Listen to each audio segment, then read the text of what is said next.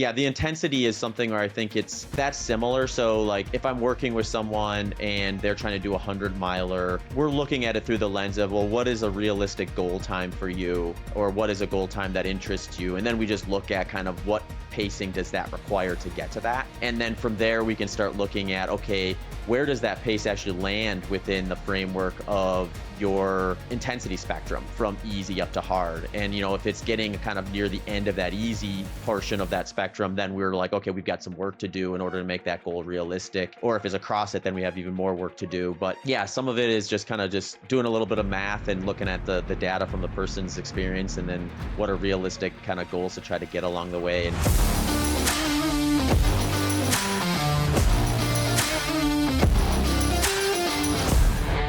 You're listening to the Born Primitive Podcast. Good morning, everyone. Welcome back to the Born Primitive Podcast. How we doing, Tony? Morning, Bear. Doing good. Feeling good? Feeling good. You getting some workout time in with the three kids? I've been doing 30 minutes at home on that. Remember I talked about the thing we have mounted on the wall for our kids? Yeah. All body weight stuff. But right now, just given our scheduling, it's better than me trying to jam in a gym session. So that's been what we've been working in. Well, hey, as long as momentum doesn't hit zero, right? You're winning, man. Exactly. So keep it up.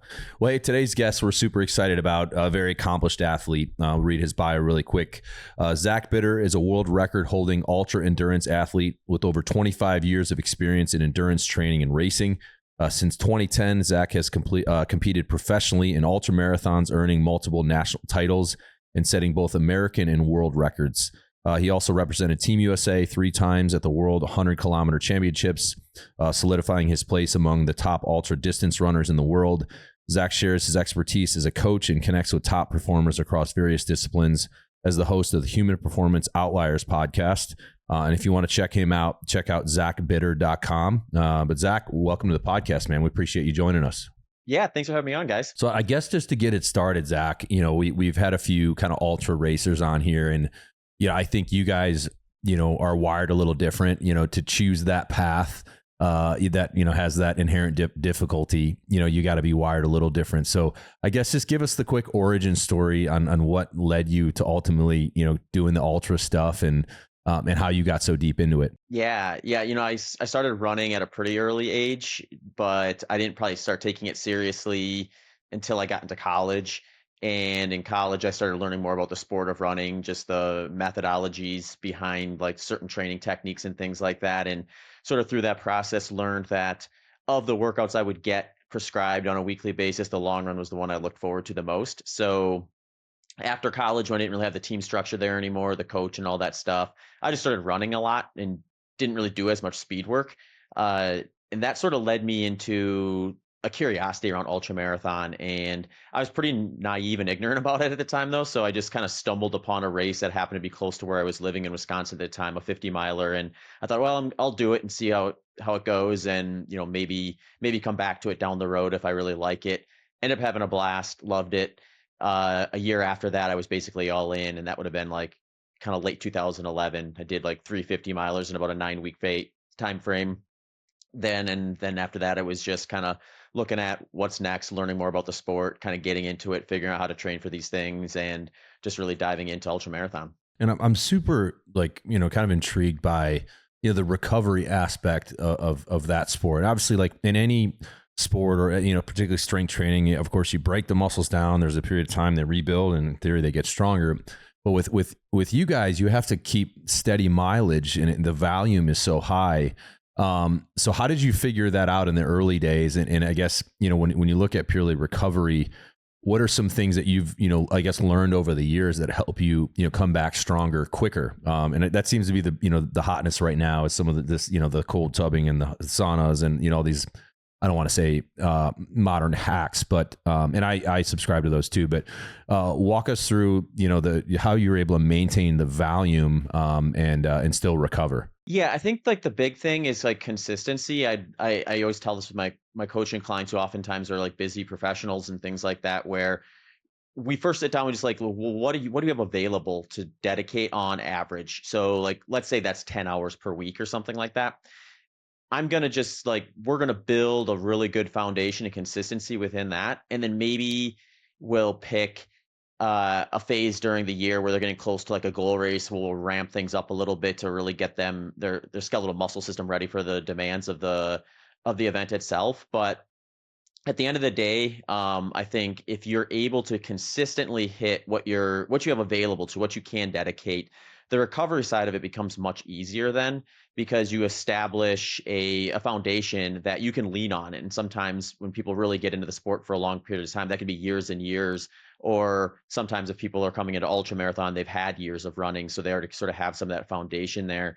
And then recovery has just become something where we try to meet the stimulus. So if I have a little bit of a harder workout than I would typically have, I just know I'm probably going to need to be a little more dialed in on things like sleep, nutrition, hydration, both in and outside of that particular workout, so that I maximize that timeline between when I finish that workout, it's time to recover, and I can get back out and do another session like that. So Zach, let's drill down a little bit on the when you reference kind of laying a foundation for let's use the exact example you just described, where somebody's a working professional.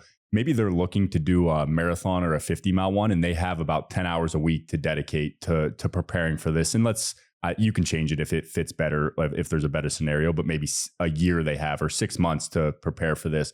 What is kind of, when you're laying that foundation and helping kind of guide them on that path, what does that foundation look like? Yeah. So the way I look at it kind of from a macro sense is quality at the volume that we're targeting is going to be the biggest mover. So like I could distribute that 10 hours in a bunch of different ways. A lot of times we're looking at the person's schedule to make sure that we're not creating unneeded stress by like giving someone like a 3-hour run when they only have an hour and a half to actually do the run.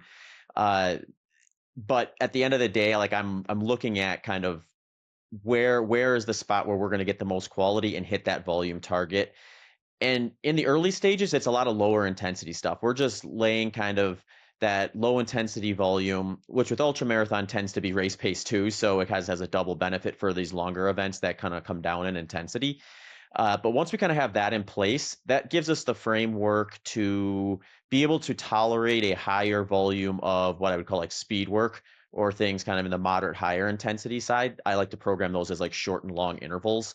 So once we have that in place, we'll do like a speed work development phase. And what that's going to do is that's going to sort of pull that whole system up. So whatever they were doing at, say, that 10 hours per week pretty consistently, now after that speed work development phase, they'll be able to do that faster. So now with that same 10 hours, they're going to be more productive with that time, because their workload or their workload tolerance within that 10 hours goes up. And if we repeat that process, we can sort of go back and forth to a degree where they get better over time. Now, when we start throwing races into the mix, then we want to kind of peak for that specifically. So what I like to do is we look at what event that's intriguing them, exciting them, the goal they're setting and things like that for that. And we look at what is the intensity demands for that particular event. And then in that like 6 to 8 weeks or so before the race itself, we start kind of drilling down into the specifics of that and working a lot on that. So that first stage of laying the low intensity foundation, doing the speed work development phase, that's sort of just priming them to be the best they can be for the specific stuff they'll be doing on race day. So then when we do that work, that's all done at the highest possible quality that we can expect based on their timeline. And part of that foundation, I can imagine, is kind of the nutrition diet side. And there's kind of a two-part to this that I'd love to ask you is, how has your diet evolved over time? And I'm sure there's some specificity depending on, or some nuance depending on what type of race you're doing. But for both yourself and then people you coach, kind of what are the foundational principles of diet, and how has that evolved over time for you? Yeah, I would say like the big thing when you get into ultra marathon is just getting in enough. There's going to be a pretty wide variance between like carbohydrates and fats and how people plan the ratios between those. But when we get into these longer, lower intensity type events, really it's just making sure we're meeting the energy demands of the work that they're trying to do, so that we can be better at recovery, get back to training sessions quicker and things like that. There's the component of practicing, which you're going to do on race day too. So on race day, it's going to be something where even these really long events, you kind of have your two fuel tanks between fats and carbohydrates. The fat side of that equation is not really something you're going to exhaust even during a long event, even if you're like a really lean endurance athlete. So intra-race stuff, we're working on just kind of supplementing the carbohydrate side of the equation. And I'll usually look at that through the lens of, all right, what's your workload per hour, or essentially how many calories per hour do we expect you to burn at the pace you're planning to go for? And then from there, we can if they have actual metabolic cart data, we can use those ratios to kind of plan out their carbohydrate fueling side of things. If they don't, we can use some population level data and start working on it and just try to fine tune it through long runs and things in practice. But one spot I usually pay pretty close attention to is someone's aerobic threshold, because that's kind of the crossover point between easy and moderate intensity. And when we're getting into these longer races, oftentimes like you're not really leaving that easy category too often or at all in many cases. So we know someone on a moderate to high carbohydrate diet is typically going to be about a 50-50 split between fats and carbohydrates at that intensity. So even if they don't have that data, we can kind of use that as a framework to start building, at least get them in the right ballpark to have something to practice and training and see how that sort of goes. For me personally, I started out my running journey focusing on a pretty typical endurance athlete's diet, which is usually skewing towards moderate high carbohydrate. And that worked well for me when I was running in college and even for a couple of years after that. Once I got an ultra marathon, I one off season decided to try a lower carbohydrate approach just to see how I would respond to that. And that worked really well for me. So I've sort of stuck to that for I started employing that in 2011, so I guess it's coming up on 14 years of that sort of approach where I'm not strict ketogenic or anything like that. But if you look at kind of my macronutrients, it's going to skew a little higher to fat as the primary macronutrient, and then carbs and protein are going to be the lower of the three. And what that has done for me is it allows me on race day to leverage higher fat oxidation rates. So when I'm out there racing, that carbohydrate need side of the equation is a little lower. So like logistically, I just won't need as many carbohydrates as I would if I were following a moderate or higher carbohydrate diet. So on a race day, would like if you were tested with like a finger prick, would you be in deep ketosis during a run, or do you kind of stay on the threshold there? Yeah, that's a good question. It's hard to know like what level of ketone bodies I'd be producing. I'm sure I'm producing like a decent amount or some anyway. I haven't ever actually tested that live. I've been part of tests that have looked into that, and I would at least be at like an entry point of ketosis for a run or something that was kind of at a lower intensity, like aerobic threshold or below. The thing that I think is more important though is whatever, because it's not quite as clean as like, I mean, directionally, the higher your ketone bodies are, the more fat you're likely oxidizing. But the more important figure from like a race day standpoint is going to be where your fat oxidation rates at the intensity that you're going. So like if I went in, or what I've done in the past is I've gone in and gotten a metabolic cart test done. And so that aerobic threshold number that typically would leverage about a 50-50 split, for me, that's closer to like 80 to 90% fat, 10 to 20% carbohydrate. So if I look at like my fastest 100-miler where I was averaging about 9 miles per hour, I know my workload for that race is probably somewhere in the neighborhood of 800 to 1,000 calories. So if I just use that equation of 10 to 20% of that's going to be coming from carbohydrate at that intensity, then I can start to kind of piece together like what my carbohydrate demands will be for that event and then sort of target that. So what I usually do is just kind of drip in through my hydration or any sort of exogenous carbohydrate source to try to hit that number. So for me, that's usually somewhere between like 30 or 40 grams per hour. If it's something like a 100-mile race. And did the effect, like those carbs, then when you do drip them in, did you feel as you became more fat adapted, was the utilization more efficient? And I guess that's more of a subjective thing. Did you notice a difference in the way that when you did introduce those, then how your body received those? Yeah, my first impression back when I kind of switched over was I had been doing races I think I'd done 4 or 5 ultra marathons at that time.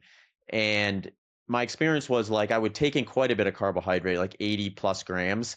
And you notice the benefit of those when you would do that. When I kind of went and did a reverse and went lower carbohydrate and then started practicing fueling after that, it felt just like a little more sharp. So like if I took like half of what I would before, I would feel like I got the same response as I would from a full one, or a full amount. So like a lot of these endurance races will be using like these like carbohydrate gel packs, which are about 100 calories each. So what I would notice is I would get away with maybe a third or a fifth or a third or half of one of those for the same sort of result.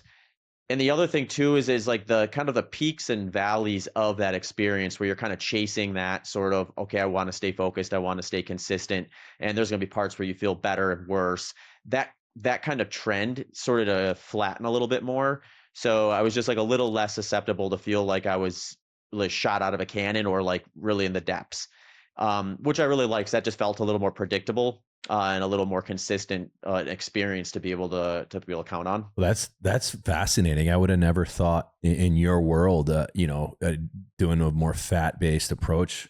You know, I get the science behind it. I know a lot of people do that, but I figured for like endurance, it'd be carbs, carbs, carbs. But it seems like that, like the way you've put it, that gives you a little bit of an edge.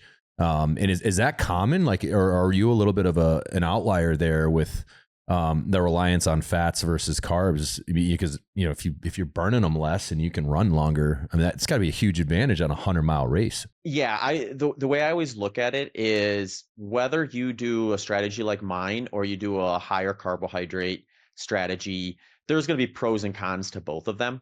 And really what it comes down to is kind of understanding what those are and then backing up and looking at what is it showing for me at an individual level in terms of how I'm weighing these pros and cons and coming out at a net better endpoint than I would with the other approach, which can be difficult to do. But, you know, people sometimes have histories and experiences that maybe lend themselves one way or the other towards it. So I'm definitely in the minority. There's not a lot of runners that are doing a lower carbohydrate approach compared to doing a higher. In fact, right now there's like a big movement of like hyper carbohydrate fueling where we're seeing guys get up to like 130, 140, 150 grams of carbohydrate per hour, which is like, you know, 3-4x what I'm taking in during some of these races, and they're doing awesome with it. So it's like some of it I think is trying to understand, like, for one, can you do that? Is that something you're going to want to train yourself up to be able to tolerate?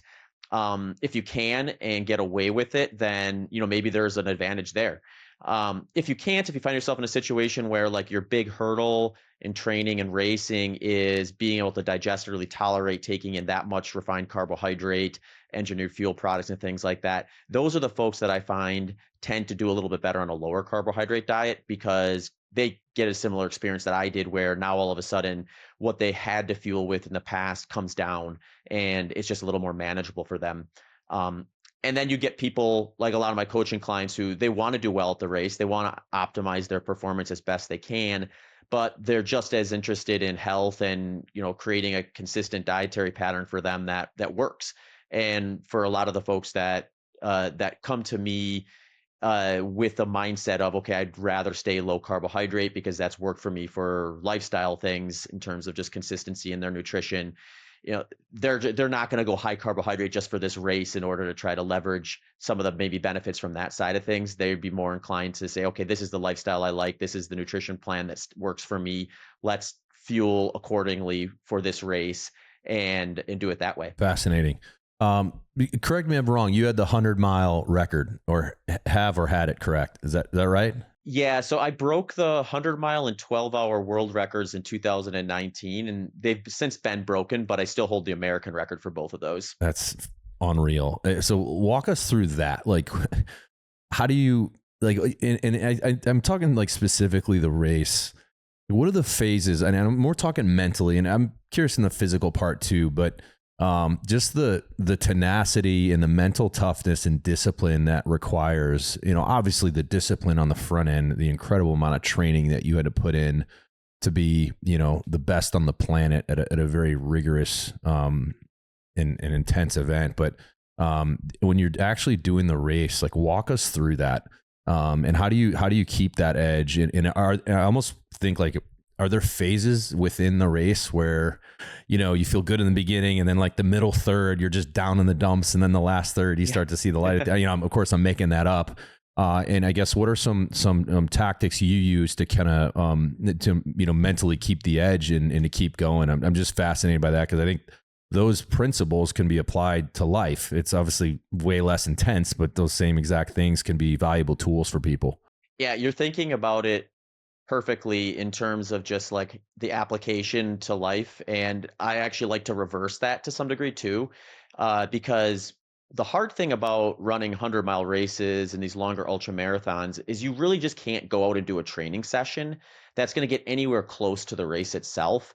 So there's this kind of gap you have to fill physically and mentally on race day that is a bit of an unknown. You can reflect back to prior races if you've got a background and experience in it, but that is also very, very small number of touch points compared to what you would see for like an Olympic distance event, like a 5K, 10K, half marathon, or marathon, where you can get quite closer beyond the distance on race day and really kind of wrap your head around like what the rigors might look like.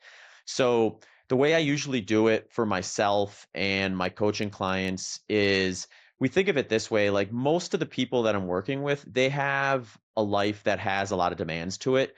And one that is pretty common is their work. So they might get a project at work where it's not something where they're just going to sit down at the desk and then wrap it up in 2 hours. It's going to be something where start to finish, it might be a week, 2 weeks, 3 weeks, something like that. So they're sort of in a situation where on a regular basis at work, they're sitting down and taking this project, they're unpacking the various steps of it. And then once they kind of have the scaffolding of that, they start going one step at a time. And what they do with that is they're not sitting there that entire time thinking about, oh man, what am I going to do for that last step? They've put that into the back of their mind. And they're just like, well, I can't even worry about that step until I get the first one done, because that last one can't be done until the first one, second one, third one gets done. So once you're able to kind of like recognize those opportunities that you're already doing in your own life, you start recognizing how intuitively your mind just kind of goes towards that process in order to be successful. So I like to kind of reverse engineer it and say like, okay, well, let's apply that same approach to the race itself. If you're doing a 100-miler, you know what you should be doing across the board from our training and our goals that we set from a pacing standpoint, and then like the fueling strategy, the hydration standpoint. Then we can start like adding benchmarks in there of like, okay, we're going to focus on doing this part first because we can't get to mile 90 or mile 99 or mile 100 until you've gotten to mile 10 or whatever it happens to be. And we start kind of building a scaffolding around the race that gives them that same sort of like step process to unpack along the way. And once they kind of know that that's the strategy, we just have them employ it when, or I should say, we have them just consciously recognize that when they're doing it in real life. So it just becomes more and more intuitive, and apply it to workouts where maybe we're not running 100 miles in training, but we're going to be doing like a short interval session where there might be 10 reps. And in that 10 reps, you kind of have that same mindset of like, you get to like the second or third one, you start questioning whether you can do all 10 of them. And you're like, I don't know, maybe I should do 8 instead. And what you do is you back up and you say, well, I'm not going to worry about the 9th and 10th rep. I'm just going to finish the third one. And once I finish the third one, I'll focus on getting to the fourth one. You can start applying that same thing. And the more you apply that in your training, that same thought process, the more intuitively your brain is going to do that in the race itself versus you feeling like you have to try to do that problem solving on the race. And the more intuitive you can make it, the easier it is on kind of what I would call like your mental energy or your mental bandwidth. So like if you're in there in the race and your mind is gravitating towards the right thought process versus you having to force it, you're just more likely to be able to sustain that sort of mental focus that's going to be required to get all the way to the finish at the pace and the goals that you have kind of set out for you. So one thing I do recognize is there are kind of certain points that tend to stand out during these 100-mile races where I can be fairly certain, okay, that's going to maybe be a spot that sort of triggers a thought process of like doubt or something like that. So a lot of times for me, that's somewhere in like the 30 to 40 mile range, because a lot of times my long runs will get up to around that distance in training. And then, you know, you hit that point in the race, you're like, okay, now I'm going beyond that. And then you kind of can easily start thinking, but there's still 60, 70 miles to go. And if you start trying to wrap your head around that much with the cumulative fatigue of what you've been doing at your longest long run in training, that can get very discouraging. So that's always a kind of a little bit of a mark that I always put down before a race. Be like, okay, when you get to that point, your brain is going to try to tell you this. You need to redirect and focus on the next goal. And the more I think about that ahead of time, the more likely I'm going to catch that when it comes and redirect and not overthink it and kind of stay on track. There's other ones too. Like I would say, like, once you get to like around 70 miles, that one can be interesting. It can be like kind of a little bit of a black or white experience. If I've mismanaged things, like went out a little too fast or didn't do a good job of my fueling and hydration, that last 30 miles can look very daunting, because then you can kind of think like, I feel like trash and I have to do a whole nother long run. Or you do all the right things, you pace right, you fuel and you hydrate, and you get to that point and you think, I did a dozen long runs during this this last training cycle, and I just have to do one more now. So your brain kind of goes away from thinking I have to run 100 miles today to, all right, I just got to do one more long run. And that's something I've been doing basically every weekend for the last month or two, or the last 2 or 3 months. I love that. I love how you're deliberately thinking before the actual event about places in the race where you might be vulnerable. For you, that was that 30 or 40 mile mark, and you've already done the mental reps of saying, all right, your subconscious might come alive here at this moment, and you got to be ready to override it. And the idea of breaking up the task and not being overwhelmed by the overall effort. That's something I had to do going through, training in the special operations community. Was like, if you didn't do that, you're done. You're ringing the bell. You're out. There's no chance, because your mind cannot comprehend. Like, if you think of the entire task of, okay, this is the next like 21 months of my life, and you're within the first 3 hours of day one, and if you actually think that, you're done. And that's what most do, and that's why most don't make it. And it sounds like you apply the exact same principle with what you're doing, and I think that's just so applicable to anything in life. And I think that leads to a lot of inaction, is because people think, all right, there's no way I can get to the mile 100, so it's like, well, let's worry about mile 1 first, and then let's go from there. And I love the interval example, because that actually happens to me sometimes. I'll do on the air runner, the curved one that you got to power. I'll typically do 6 400s hard. Like I really sprint them, but I'll jump off. I'll do 10 deadlifts and some burpees or something. I'll do intervals that way. So I'm kind of mixing strength training and running. But inevitably I get to like the 4th one and I'm like, okay, that's a mile sprinting. Like, you're good. And I'm supposed to do 5, 6. And fortunately I always override, but that does creep up. It's like human nature. And you have to think, no, I'm worried about rep 5. I'm not worried about rep 6, even though my hamstrings are smoked and all this. So I love, that really resonated with me. And, I'm, obviously you have so much time on a race like that. I'm curious, what is the pace you're even running? Because you made a funny comment earlier. You said you never get out of easy pace, but then you also said like you're running like 9 miles an hour, which I think, is that a 6:30 pace? Yeah. Is that 6:30? It was the pace I averaged for my fastest 100 was 6:47.5. Oh my God. That is, I mean, it's so nice to be able to compare that to regular humans. You know what I mean? Like, that's absolutely insane, man. But for you guys, it's all relative. You said that's kind of, you're never out of like that easy pace. But wow, that's just wild, man. Mm-hmm. Yeah. The intensity is something where I think that's similar. So like, if I'm working with someone and they're trying to do 100 miler, we're looking at it through the lens of, well, what is a realistic goal time for you, or what is a goal time that interests you? And then we just look at kind of what pacing does that require to get to that.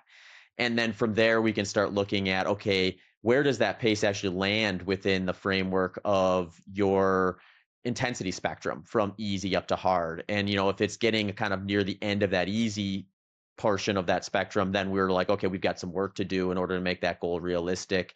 Or if it's across it, then we have even more work to do. But yeah, some of it is just kind of just doing a little bit of math and looking at the data from the person's experience, and then what are realistic kind of goals to try to get along the way. And that's the physical side. I mean, the mental side is such a big piece of the puzzle. And I always like to share, just like, because I think people look at someone like myself or some of these ultra marathoners that have run these like world-class events, and they think like, man, I could never get to that.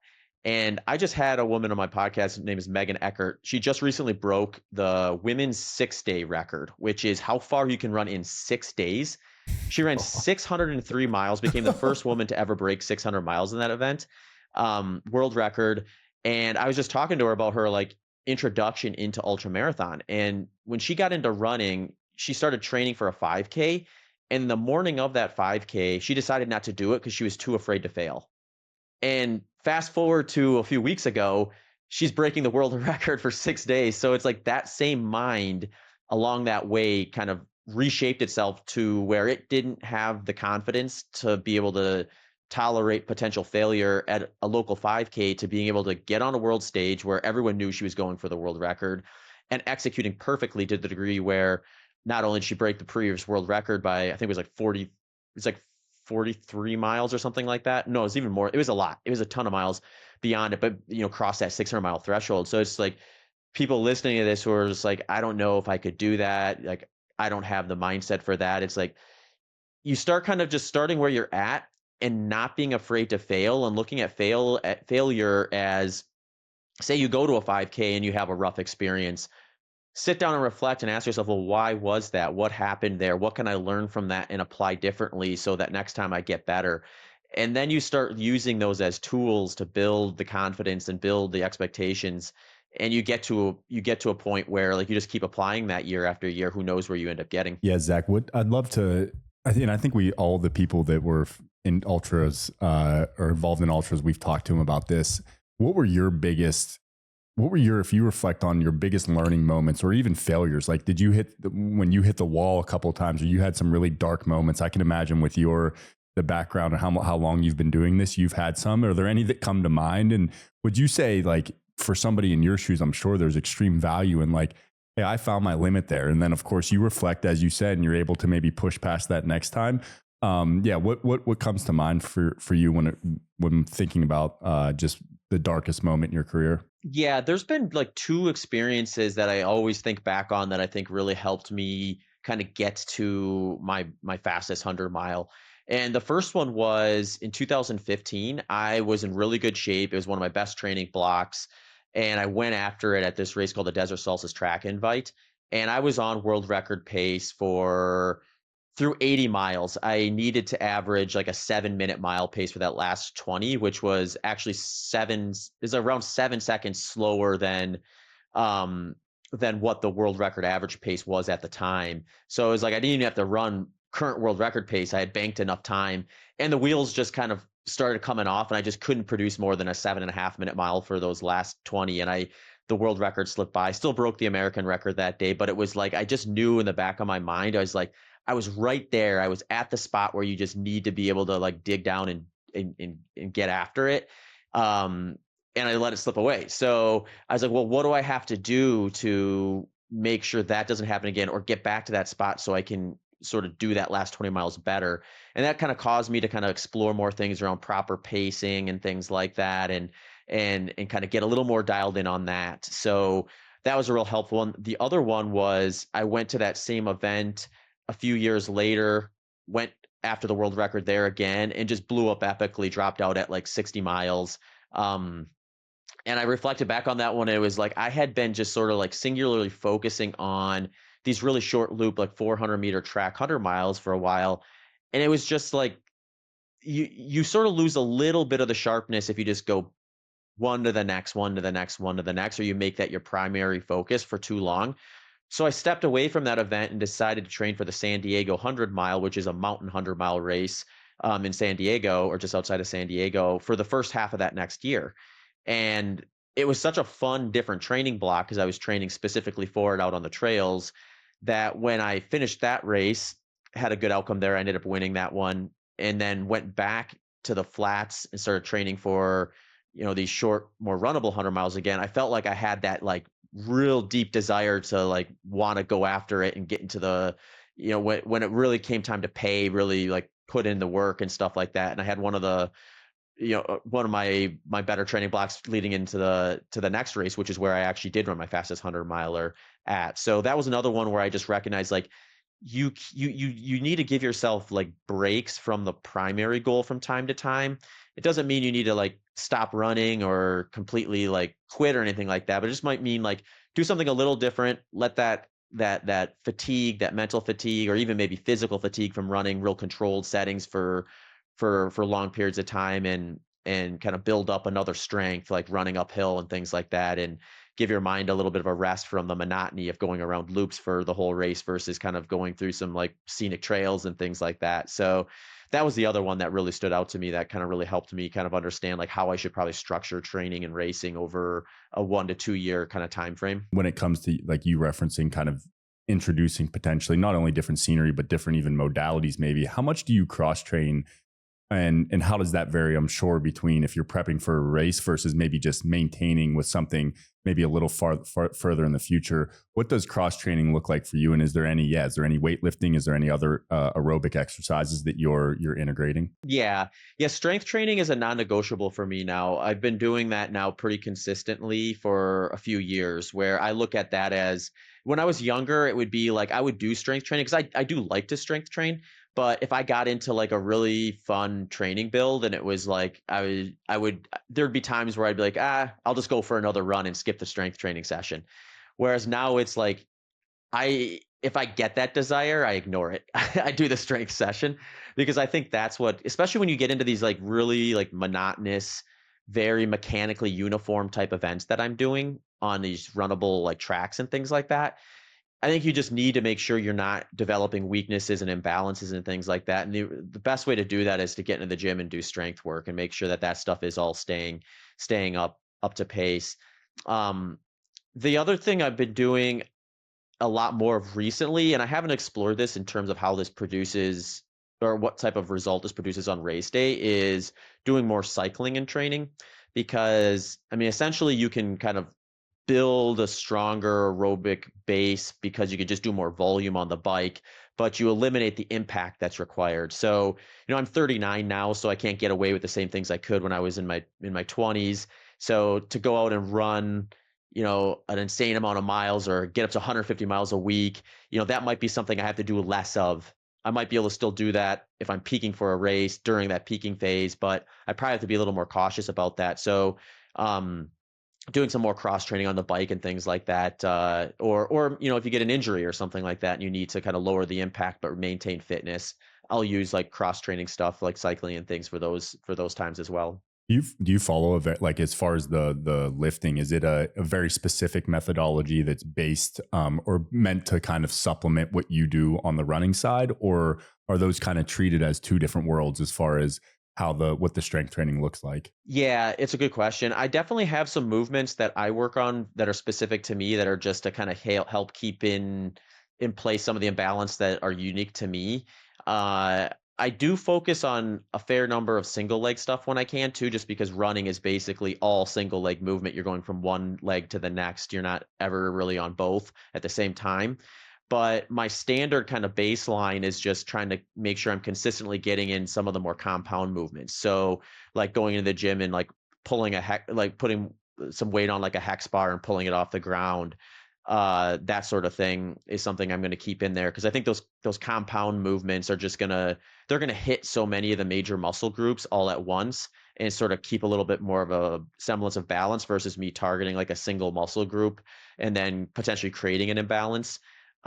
There's some other ones that are a little more like maybe running specific that are helpful too. I always try to do some version of hamstring curl to help kind of keep that side of the posterior chain built up and strong, partly because that I've historically had a little bit of a weaker posterior chain comparatively. So for me, keeping that one in there is important.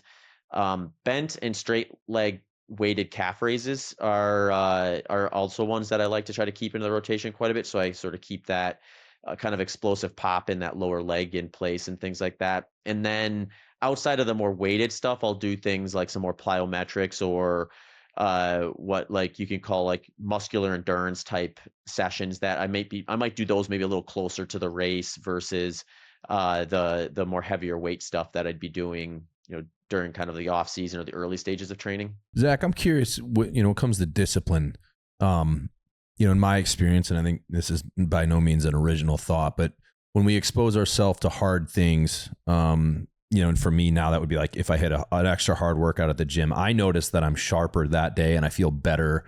I have a more, positive overall outlook. I'm more task oriented. Like I'm just more assertive with everything else the rest of the day.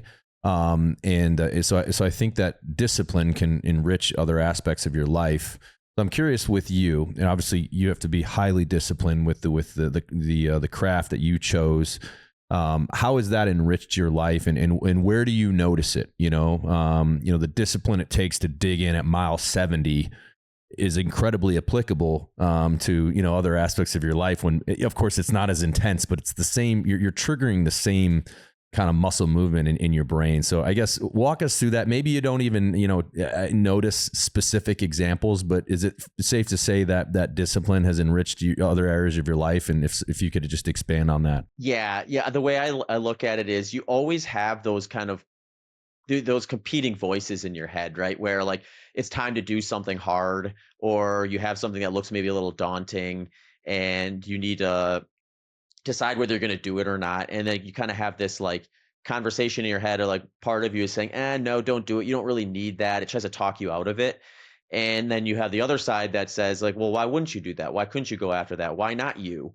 And I think when you do the hard things like the 100-mile races and things like that, and prove to yourself how deep you can actually go, you set you set a benchmark for yourself that you like, at least for me, like my personality maybe gravitates towards like if I've done something, I will feel like that tells me that I can do it. And then if I feel like I'm getting weaker for one reason or another mentally, that's something that that's not a great sensation for me. So I think the higher I can kind of set that bar, that mental bar of what I can do, the more likely I'm going to be able to, when that voice comes up and says, maybe you don't need to do that, I'll say, oh no, that's not who I am.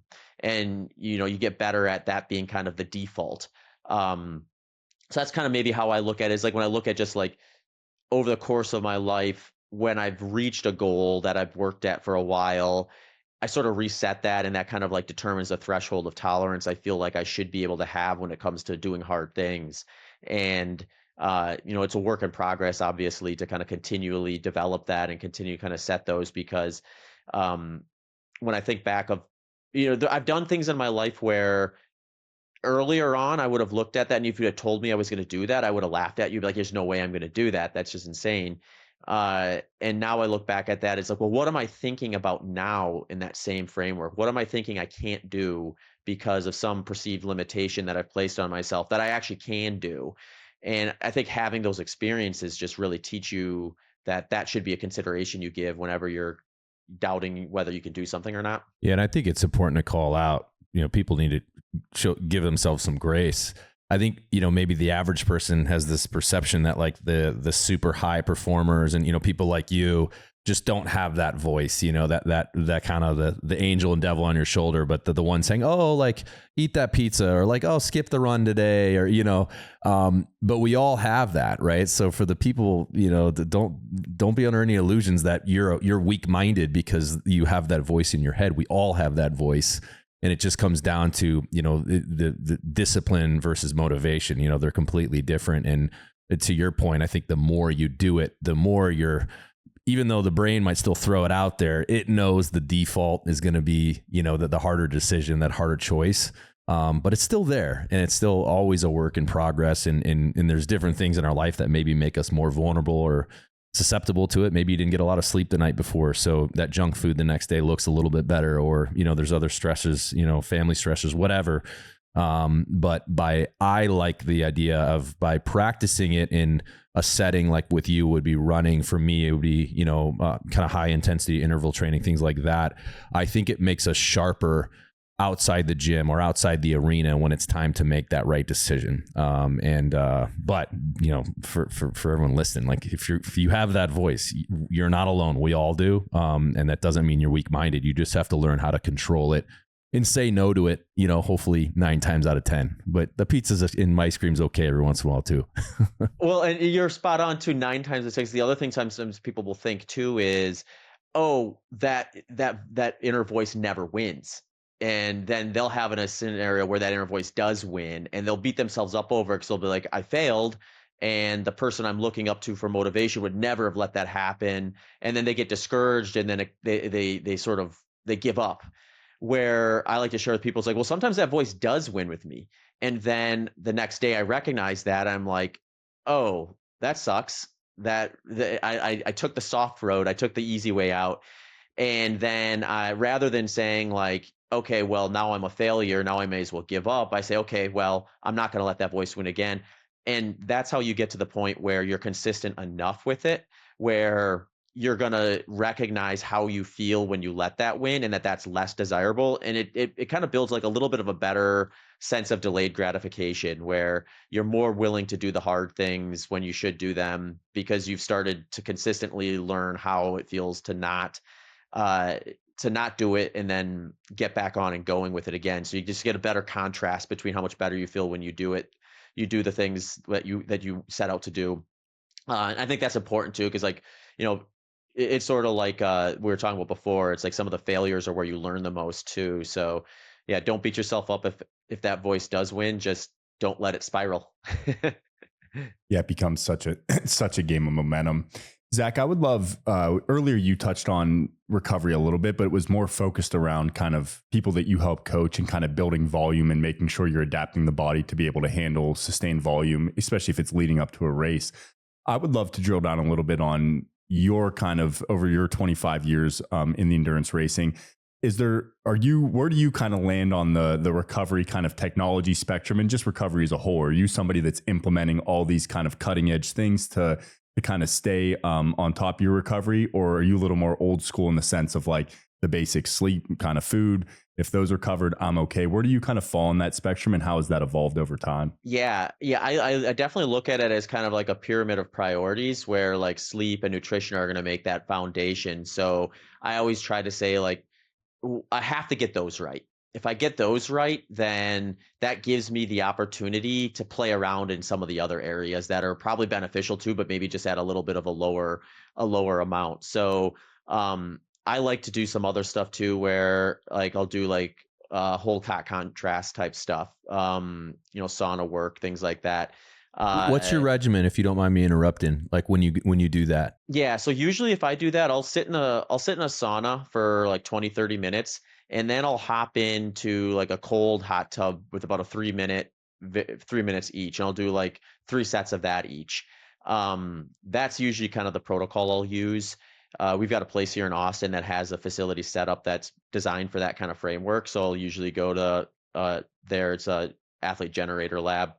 And then I'll do like some compression or something after that. Or if not compression, I'll maybe like raise my legs up on the wall and just kind of let like just relax and kind of let the blood kind of drain out of there. And that always makes me feel like, if I kind of feel like I'm getting a little stiff, a little sore and things like that, that always seems to help me kind of get back to what I want to be doing a little bit quicker. Or it works really well if I have like a double training day where I have a hard session in the morning and I've got to go back and train again in that afternoon. If I can do that in between, I almost always feel better on that second session when I can do something like that. Love that. Yeah, I've seen those. Tony, I think at the new HQ, we're going to get one of those hot cold tub combined right outside the sauna. So we'll be able to do that exact regimen. And I have the cold and hot tub in my house, and I freaking love. I do four hot, 2 cold for like 4 rounds usually. But I like the 3-3. I mean, that totally works too. And you feel incredible when you're done. Yeah. It's an interesting process. It's fun to kind of play around in those modalities and see what happens. So, but yeah, I mean, I think just people thinking about recovery is good too. Cause like if you're working hard, you're putting your body in a position to create an adaptation, but then if you don't recover, you're not going to get the benefits from all that hard work you did. Yeah. And I this is a common theme. We just had Dr. Kelly Starrett on, and I love the answer you gave. You said sleep and nutrition are the most important before you even think about those other things. And I think we all need to remember that. Is like, if you don't have like the 90% right, like don't worry about like, don't spend $9,000 on a cold plunge if you're getting 5 hours of sleep a night. You know what I mean? Like don't spend $1,000 on peptides if your diet is crap. Like that's the last 10%. And obviously for a world-class athlete like you, that's really, you really can move the needle because you find that 1% in a few different areas. The output on a performance standpoint, when it's measured in that specific way can be significant. But the everyday person, like, don't be doing all these biohacks when the nutrition and sleep are not there. And I always looked at it like a pie chart. Sleep is a third, nutrition is a third, and then training is your other third, right? And, you have these guys that are these gym rats that like love to lift, but then their nutrition's trash and their sleep's trash. It's like, okay, well, you're going to limit progress because the other 67% is not there. So it's awesome to hear like a world-class athlete like you immediately call that out, and not go down the rabbit hole of, I foam roll and I do the Theragun and I do, massage therapy 3 days a week and I do the hot and the cold plunge. Like before you even mention, well, I make sure I'm eating right and I'm sleeping. And that's critical. Yeah. And, one thing I realized too, like when I started thinking more about that too, is just like kind of creating a sleep environment that is consistent. So your body gets used to the predictability of it. So like I'll like wear like noise canceling headphones to sleep just because it creates a completely similar noise environment. So whether I'm at home or if I'm traveling, I can guarantee that's exactly the same from that place to the next. Or things like sleep masks sometimes help with that, or playing around with like the temperature that your room is set at, or even something as simple as just making sure it's dark enough in the room you're sleeping in. Those things I think like can go a long way. Or probably a common one nowadays too is like maybe not staring at your phone screen right up before you go to bed, and stuff that's really tempting to do. And I'm not perfect with it all the time either, but like those things I think when you can be consistent with that routine before bed, it can help with sleep. And then, hey, if you're stacking an extra hour of quality sleep every night, that compounds quite a bit over a training cycle and may really move the needle on your performance. Absolutely. Zach, what does the next 5 years look like for you? Obviously, you're someone that's accomplished a lot and continuing to do so. But I always find it fascinating. Yeah, I think there's a theme with people like you is that you never have truly peaked. There's always another ridge line to go to and another kind of dragon to slay there. So what's next for you? Yeah. So I feel like I have a little bit more in me from an athlete side of things with the 100 miles. So I think I'm going to keep exploring that for a little bit at least. I do want to get into some multi-day ultras at some points too and explore that world, because people think of like the modern day ultra running, which the 100 mile has gotten a lot of attention. But if you go back in the history of the sport, you can go back into like the late 1800s, early 1900s, where the 6-day event was like this rock star event. These people were like celebrity athletes essentially, and they were doing like they would fill Madison Square Garden, and people would run around in loops in there for 6 days to see who could get the furthest, and people would be in there like betting on them and stuff. So there's like this rich history of that event. So I'd like to get into that at some point and at least see what it's like. Who knows whether I'll be good at that or not. It's such a different experience, I think, than running for 12 hours, but there's only one way to find out. And then outside of that, just like my one thing I've always tried to do, even when I sort of went to the world or went down the path of like kind of trying to be a professional athlete, was kind of keeping other interests as in play. So like my podcast and my coaching stuff are two things that I really like to kind of keep on my to-do list and stay excited about, keep learning and keep doing. So when I do get to the point where I'm maybe not as excited as I am currently about trying to meet peak performance, or just get old enough where like those days are behind me and competing is going to be at an adjusted degree, continue to kind of build out and kind of share that stuff with other people. So if they want to do an ultra marathon or get into running, it doesn't have to be an ultra marathon. There's some great non-ultra marathon racing and stuff that you can do too if you like events. Kind of keep helping people with that stuff. Love it. Tony, you got anything else? No, my last thing was just giving you an opportunity. I know you mentioned the podcast. I'd love for you to plug it and plug anything else as far as the coaching side of things, where people can reach you, and any of the social media platforms you're active on. Yeah, no, I really appreciate it. The podcast is called Human Performance Outliers Podcast.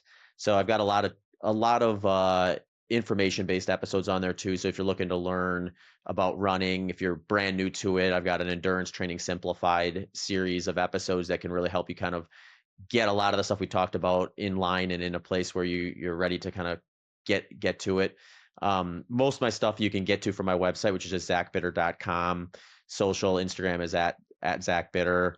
Hopefully I'll be having an app coming out soon too that will be a little bit more for people who are looking to get into running or get on a program that they can kind of test themselves with that too. So that's coming down the pipe this year as well. Love it.